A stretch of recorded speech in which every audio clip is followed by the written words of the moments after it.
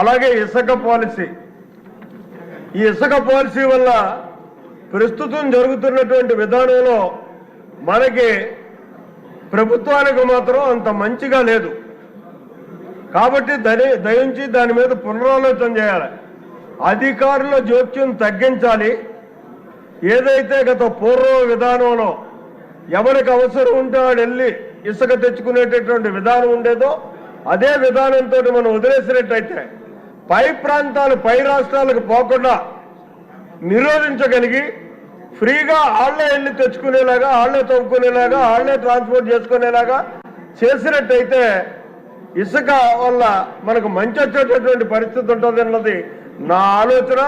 దాని మీద దృష్టి పెట్టమని చెప్పేసి వినయపూర్వకంగా కోరుకుంటూ, ఇక మట్టి ఇంకోటి సార్, ఏ ట్యాక్స్ సార్ దయచేసి కూర్చోండి. ఇక లాభం లేదు. లేదు, I have to use my description. I'm sorry sir. Reddappa గారు, మాధవి స్టార్ట్ చేయమ్మా.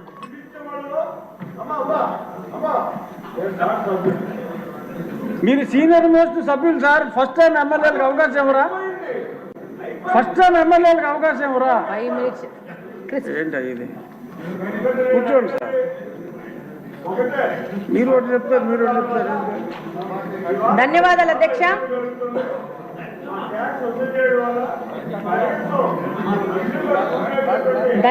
అధ్యక్ష. ఈ అవకాశం నాకు ఇచ్చినందుకు.